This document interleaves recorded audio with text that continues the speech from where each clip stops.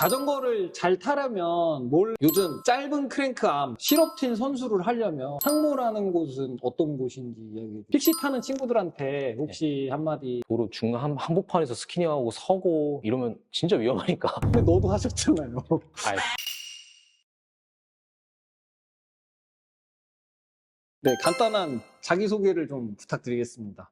저는 금산군청에 네. 있다가 지금 현재 실업 6년 차고 올해 은퇴하고 이제 경륜 준비생을 네. 하고 있는 네. 문신준서라고 합니다. 아, 네. 반갑습니다. 살아온 이야기를 해주실 수 있는지. 저는 원래 동네에서 그냥 자전거 타고 돌아다니다가 어떤 자전거를 타셨나요? 그때 당시에는 이제 자이언트의 보엘이 72인가? 라는 자전거를 구매해서 동네에서 이렇게 타고 다니다가 중학교 2학년 때 선수 한번 해보자 라는 이제 제의를 받고 네. 그때부터 훈련을 열심히 해서 선수가 돼서 거대 중학교에서 졸업을 하고 동대중 고등학교 졸업해서 금산군청. 그럼 지금 얘기하신 과정은 전부 다 엘리트가 되는 과정에 대한 걸 얘기해 주시는 건가요? 그죠. 지금 대한민국에서는 엘리트 선수를 하려면은 그 방법 말고는 크게 다른 방법은 없어요. 그 20살부터 그거에 대한 또 짧은 커리어를 이야기해 주실 수 있는지. 제가 실업팀에 가서 크게 뭘 한 건 없고 그냥 타다 보니 네. 운 좋게 뭐 원랩이라는 종목에서 메달도 많이 따고 그렇게 하다 보니까 상무 네. 국군체육부대에 또 지원을 했다가 들어가게 되어서 군대도 해결을 하고 나와서 또 금산군청에 다시 가게 되었고 상무라는 곳은 어떤 곳인지 이야기해 주세요. 운동 선수들만 선발을 해서 뽑는 군대라고 생각을 해줍니다. 거기는 잘해야 갈 수 있는. 거기는 어느 정도의 성적이 있어야 들어갈 수 있는 그런 성적들이 없으면 애초에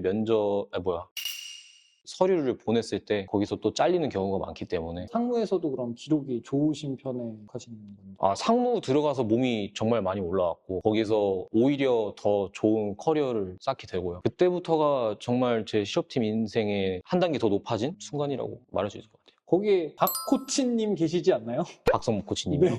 네, 박성목 하사님. 네, 박성목 하사님한테 한마디 해주세요.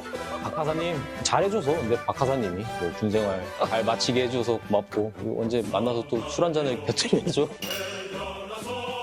운동선수는 술도 마시나요? 네, 마시는 그런 건 다 하고 시합이 가까워지거나 하면은 안 먹고 하지만 비시즌이나 이럴 때는 이때 아니면은 뭐 할 수 없는 것들이 많기 때문에. 군대에서 에피소드 좀 있으셨으면 일반적인 군대를 가신 게 아니니까. 네, 에피소드라기보다는 일반적인 남자들이 경험할 수 없는 군 생활이라는 게 네. 일단 저희는 2인실이고 네. 2인실이요? 네, 2인실. 저희는 따로 훈련을 받긴 하지만 네. 그게 주가 막 그렇게 되진 않고 대부분 평일은 훈련을 하고요. 저희는 자전거부니까 네, 밖에 나가서 도로를 탄다던가 아니면은 뭐 대구 트랙이나 영주나 이런 데 따로 영외 훈련을 나가는 거죠.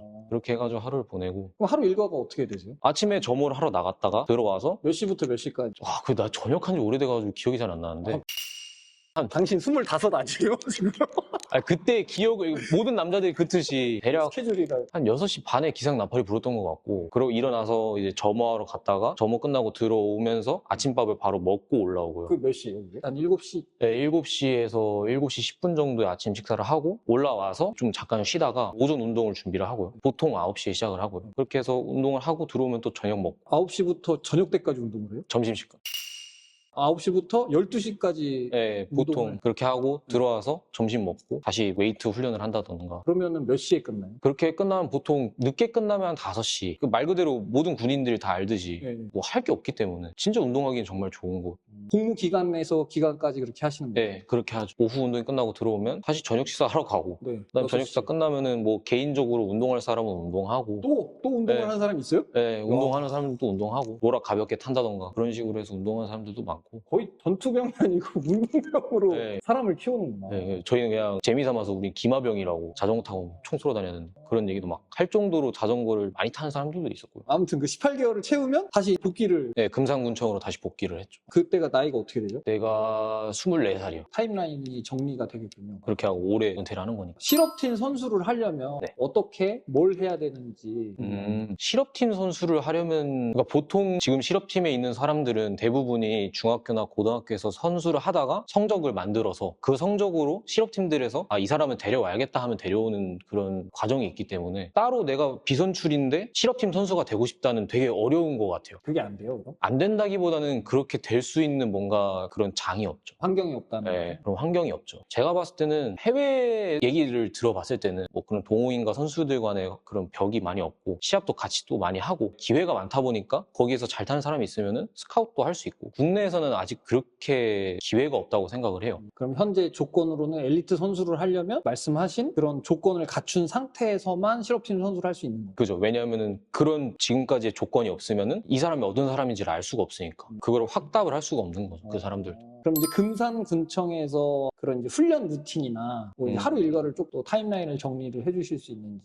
약간 계절 따라 다른데 이번 여름 기준으로 말씀드리자면 되게 더웠잖아요. 좀 오전 운동을 되게 일찍 나갔다가 뜨거워질 때쯤 해서 들어오는 게 저희가 항상 해왔던 루틴이고, 그래서 보통 6시 반 정도에 출발을 해요. 대전 경기장으로. 왜냐면 금산에는 경기장이 없기 때문에 대전 경기장으로 출발을 해서 보통 그럼 한 7시, 8시, 7시 반 그 정도에 도착을 하는데, 그쯤 도착해서 운동을 할 준비를 하고, 그러고 나서 9시나 8시 반 그 사이에 운동 들어가서 워밍업하고 내려오면 한 30분 정도 소요되고, 잠깐 또 쉬었다가 인터벌 그날 하는 거 소화하고 들어오면 보통 12시에서 1시 그 정도 되는 것 같아요. 그럼 12시까지 운동을 하시고 점심 식사 하셨을 거고. 네.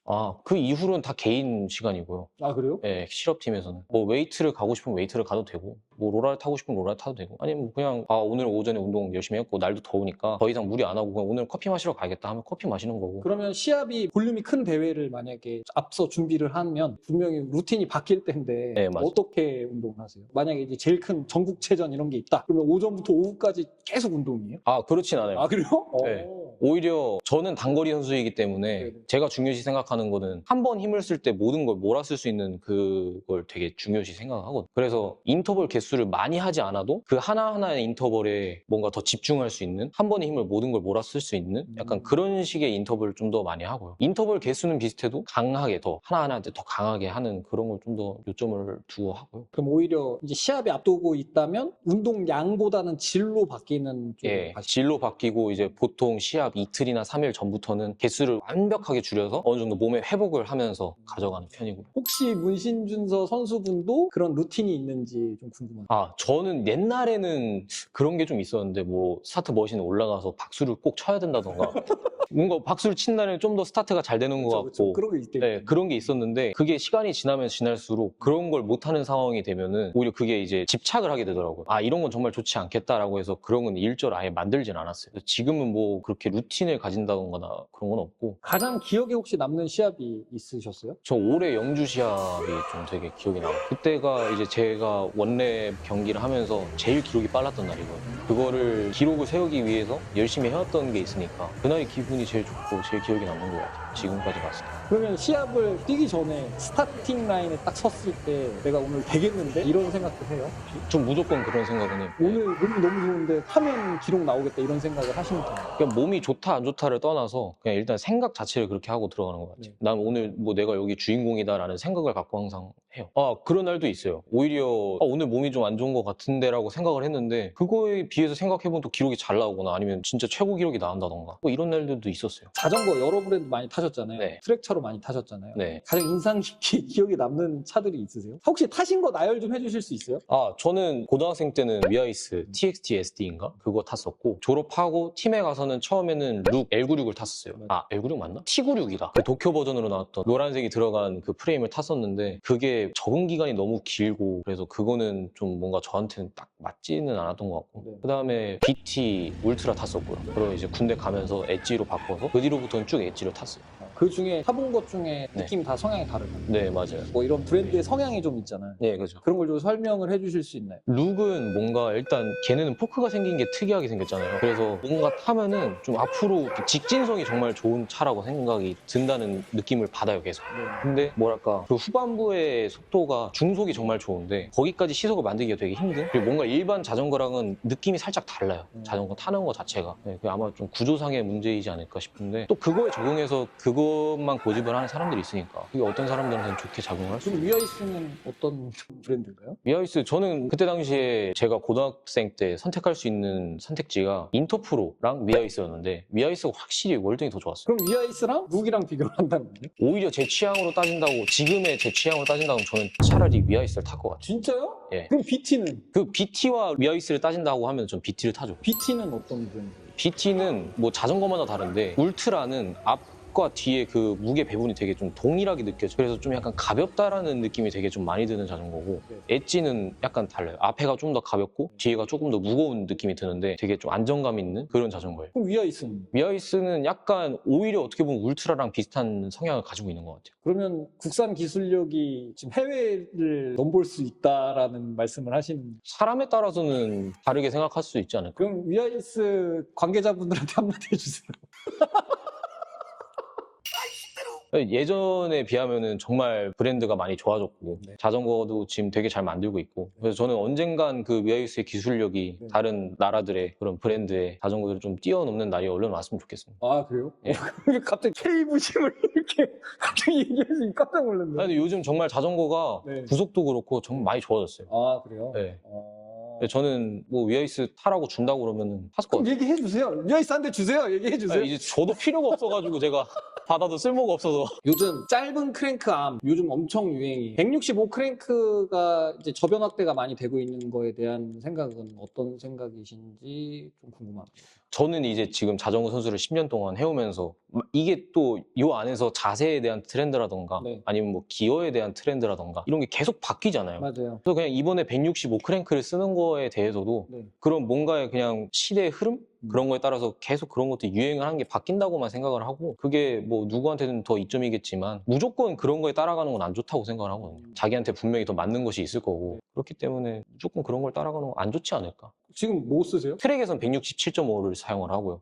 로드에선 170을 사용하고. 아, 그래요? 아직 시대 흐름을 못 맞춰 가시는 분이네요. 제가 애널 그린 소리 많이 듣거든요. 흐름을 잘 못 읽습니다. 아, 그렇구나. 크랭크암이 짧으면 훨씬 유리하다라는 거는 어떤 의견? 그 회전 반경이 적어지니까 그렇죠. 조금 더 뭔가 그 골반의 움직임이라든가 이런 게 좀 제한이 되니까 네. 그런 거에 대해서는 어떻게 보면 좀 이점이 있지 않을까요? 뭐 잘은 잘 모르겠는데 확실한 건 크랭크암이 길어지면 길어질수록 고회전을 돌릴 때 불편해요. 그렇죠. 네, 더 이게 움직이는 반경이 훨씬 많아지기 때문에 맞아요. 그런 점에서 보면은 좀 더 회전적인 쪽에서 많이 탄다라고 하면은 짧은 게 더 유리할 수 있지 않을까요? 그러면은 짧은 걸로 한번 써보시는 건 어떠신지. 아, 근데 저는 167.5를 10년 넘게 쓰는 사람이기 때문에 네. 근데 그냥 도로에서 타는 PC 같은 경우에는 코너를 많이 누워서 타고 이러다 보면 닿잖아요. 그 진짜 조금의 차이지만 있긴 하더라고요. 저 같은 경우에는 트랙에서 타면은 저희 팀에 있던 애가 172.5인가를 썼었는데 같은 시속으로 가도 닿아요. 트랙 그 경사면에. 그런 거 보면 진짜 조금의 근소한 차이지만 그런 것들이 좀 더 코너를 탄다던가 이런 거에 조금 영향을 미치니까 65짜리를 쓴 게 아닐까. 번치바 혹시 아세요? 아, 그 이렇게 예, 위에 뿔 올라와 있는. 예. 예. 그 요번에 킹 오브 트랙 갔는데 그게 다들 많이 달려있길래 예. 그 번치바와 그리고 플레어라고 핸들이 이렇게 꺾여 있는 걸 플레어라고 해요. 예. 근데 그거의 요즘 트렌드는 어떻게 생각하세요? 아, 이것도 네. 유행의 트렌드예요, 어떻게 보면. 네네. 해외 선수들이 계속 좁은 거 아니면 이렇게 뭐 위에 얹어서 이렇게 타는 그렇죠. 그런 방식이라는 그런 거 많이 채택을 하고 하면서 그게 유행이 돌면서 한국에도 계속 들어오고 네. 그렇게 하다 보니까 그런 것도 유행하는 건데 뭐 저는 괜찮다고 봐요. 그건 좋은 선택지라고 봐요. 핸들이 좁아지면 이점이 뭘까요, 우리한테? 좁아지면 이점이요. 저는 약간 오히려 힘쓰기엔 더 편하다고 생각을 해요. 거기에 이제 익숙해진다면. 근데 자전거 흔드는 데에는 약간 좀 더 안 좋죠. 왜요? 이유가 뭐예요? 큰 핸들은 안정적이에요. 뭔가 이렇게 딱 잡았을 때 안정적인데 흔들면 되게 안정적인데 좁으면은 뭔가 약간 좀 매줄타기 하는 느낌? 네, 좀 불편한 감이 있어요. 선수들 사이에서는 그게 안 맞아서 더 넓은 걸 쓰는 사람들도 있고 저는 지금 카르마토 그 위아이스에서 나오는 위에가 상단이 몇이야? 330짜리 그냥 똑같은 거 써요. 위아래 똑같은 거. 그렇게 좁은 걸 써? 네, 330. 근데 요즘엔 그것도 넓은 거예요. 뭐 290짜리도 있고 300짜리도 쓰고 더 이점이 있어, 그럼? 그러면은 뭔가 이렇게 딱 자세를 붙잡아 놓고 쓸 때 확실히 이게 힘이 이렇게 딱 잡혀있는 느낌? 넓으면 뭔가 분산되는 느낌이 좀 든다고 해야 될까요? 근데 이게 몸에 이렇게 딱 붙으면서 힘을 쓰면은 조금 더 안정적인 느낌이 좀 많이 들더라고요. 운동 식단은 어떻게 드세요? 저는 따로 운동 식단은 하는 건 없고 네. 그냥 아까 말했듯이 자극적인 음식을 일단 좀 잘 피하는 편이고요. 원래 식사를 평소에 네, 식사하실 평소에 때도? 밥 먹을 때도 그게 어릴 때는 의식적으로 했는데 지금은 의식적으로 하지 않아도 그런 건 좀 계속 피하게 되더라고요. 맵고 짜고 이런 것들은. 그런 것만 지켜줘도 솔직히 건강엔 좋거든요. 거나 뭐 시합 때 먹는 시즌에 먹는 식사 이런 거 제한하지 않고 예. 그냥 일반적인 식사를 예. 하신다. 일반적인 식사만 해도 충분합니다. 실업팀 은퇴할 때 지금 아직 은퇴 ING 중이잖아요. 이 기분이나 감정은 어떤? 아, 지금 어쨌든 간에 사실상 시즌이 끝났기 때문에 은퇴한 거라고 봐야 되는 건데 네. 아직 그 계약 기간이 남아있기 때문에 올 시즌을 계속 보내면서는 아, 빨리 은퇴하고 싶다. 빨리 올해 이 시즌이 끝나서 모든 걸 마무리하고 싶다라는 생각이 좀 많이 들었는데 진짜 마지막에 그 전국체전 시합 다 끝나고 경기장을 나오는데 그 통로를 보면서 아, 좀 되게 씁쓸하더라고요. 왜요? 어떤 부분에서? 어쨌든 간에 이걸 10년 동안 제가 해왔던 것들이잖아요. 근데 거기에 끝맺음이라는 거니까 뭔가 그게 좀 마음이 그렇더라고요. 뭔가 좀 아쉽고 울컥했어요? 울컥까지는 아니고 그냥 울었어요, 그러니까. 아니 울지도 않아. 아, 그래요? 네. 아, 티라서요. 그러세요? 아. 네, 울진 않습니다. 경륜으로 왜 전향을 하게 되신 거예요? 예전부터 저의 꿈이기도 했고요. 네. 얼른 경륜에 가야겠다라는 생각을 뭔가 은연중에 하고 있었어요. 근데 군대도 해결을 했고 네. 그래서 제가 경륜 선수로서 더 뛰어보고 싶다는 마음이 커서 넘어가게 되는 것 같아요. 경륜 1차 시험을 굉장히 잘 보셨다는 소문이 있던데. 열심히 했습니다. 재능보다는 전 진짜 열심히 준비했고 이번에 1kg가 되게 걱정이 되게 많이 돼가지고 긴 훈련을 좀 많이 했거든요. 한 바퀴 반이라던가 두 바퀴라던가 네. 그런 걸 좀 많이 해서 그런 게 도움이 되지 않았나 싶어요. 이번 시험 결과가 그렇게 나온 것이 그래서 기록이 어떻게 나와요? 200은 10초 7로 2등 했고요. 엄청 빠른 건가요? 빠른 축에 속하는 거긴 한데 작년이나 재작년의 기록에 비하면 좀 안 좋은 기록이기는 해요. 그냥 그 전체적인 순위로 봤을 때 2등 했으니까 이 정도면 됐다라고 생각을 하고요. 500 같은 경우에는 32초 9 타서 1등 했고요. 그다음 1km는 1분 7초 5 타서 그것도 1등 했고 그렇게 해서 종합 1등. 종합 1등이에요? 그럼 종합 1등으로 1등 하신 분을 제가 인터뷰를 하고 있는 건가요? 지금? 놀러 와가지고 어떻게 한마디 해주십시오. 고생 많았다. 킹 오브 트랙에 대해서 혹시 그 존재에 대해서 좀 알고 계세요? 예, 저는 제가 실제로 거기에 그 스태프로 참여를 해서 본 게 있기 때문에 네네. 킹 오브 트랙에 대해서 어떻게 생각하세요? 저는 되게 긍정적으로 생각을 하는 게 어쨌든 간에 그 킹 오브 트랙이나 뭐 그런 시합들이 또 몇 개 있잖아요. 뭔가 동호인 시장이 좀 더 활발해지고 사람들이 자전거 이렇게 모여서 탄다는 게 재밌다는 걸 또 알게 되면 점점 더 모이는 사람들도 많을 테고 그런 면에서 되게 긍정적으로 보고 있어요. 픽시 타는 친구들한테 혹시 한마디 해주실 수 있는지? 이게 참 저도 도로에서 자동차를 몰고 다니거나 네. 운동을 하다 보면 네. 만나잖아요. 네. 근데 꼭 헬멧을 잘 안 쓰고 다녀요. 저도 많이 다쳐본 입장으로서 그 헬멧을 쓰고 안 쓰고의 차이가 정말 크기 때문에 다른 건 다 몰라도 헬멧은 꼭 써라 라는 말을 좀 해주고 싶네요. 안전이 제일 중요하니까 네. 너무 도로에서 막 뭐 보여준다고 막 와리가리 하고 도로 중간 한복판에서 스키닝하고 서고 이러면 진짜 위험하니까. 근데 너도 하셨잖아요. 옛날이잖아요. 제가 해봤기 때문에 하지 말라는 거죠. 아니 당신은 하고 왜 남편한테 하지 말라고 그러세요? 제가 해보니까 위험해서. 자전거를 잘 타려면 뭘 해야 될까요? 많이 타야죠. 무조건 많이 타야 됩니다. 네네. 근데 뭐 많이 안 타도 훈련의 질을 좀 좋게 한다고 하면은 그것도 괜찮다고 봐요. 무조건 양이 다 중요한 건 아니기 때문에. 그렇죠. 동호인들 같은 경우에는 데이터를 되게 수집을 많이 하고 그리고 데이터 싸움을 많이 해요, 실제로. 예. 시간이 많지 않기 때문에 아까 준서 선수분이 말씀하신 것처럼 아침부터 저녁까지 운동할 수 있는 그런 루틴으로 살 수가 없어요. 예, 그래서 효율적인 운동을 많이 하는데 그런 부분에서는 어떻게 생각하시는지? 저는 오히려 되게 대단하다고 생각을 하거든요. 네. 그런 분들이. 어쨌든 간에 자기가 좋아서 자전거를 타는 거고. 근데 그걸 잘 타기 위해서 내가 어떻게 타는 건지에 대한 데이터를 수집을 해서 분석을 해서 이렇게 타야지 나한테 더 도움이 되겠다라는 걸 계속 연구를 하는 거잖아요. 네. 오히려 저는 일부 선수들이 그런 거 좀 배워야 된다고 봐요. 일부 선수들은 혹시 누군지 얘기하실까요? 누군지 얘기는 못하지만 이제 보면 그런 선수들이 있어요. 그래요? 네. 그럼 시합 세팅으로 예. 간단한 소개해 주실 수 있어요? 핸들이나 그런 거 다 NJS 각인이 박혀있는 니또 사용하고 있고요. 원래 실업팀에서 타던 차가 550차였거든요. 좀 길게 쓰는 걸 좀 더 선호를 해서 그걸 사용을 하고 있는데 오히려 그게 더 맞는 것 같기도 하고요. 스템은 120 쓰고 있습니다. 바퀴는 그냥 일반 시합 바퀴. 네, 그거 사용하고. 기업인. 기업인은 워미업 할 때는 5일에 17. 경륜 선수는 또 이게 사용할 수 있는 기업 배수가 다 정해져 있기 때문에 3.98인가? 그 안에서만 사용을 해야 돼요. 앞으로의 계획으로 또 이렇게 살아가실지 좀 그것도 궁금한데. 일단 경륜 선수가 먼저 되는 게 목표고요. 돼서 높은 자리에 올라가고 싶은 게 또 목표고요. 네. 잘 타고 싶습니다. 아마 합격을 하고 앞두고 보는 나에게 한마디 해주세요. 합격했을 거야, 그지?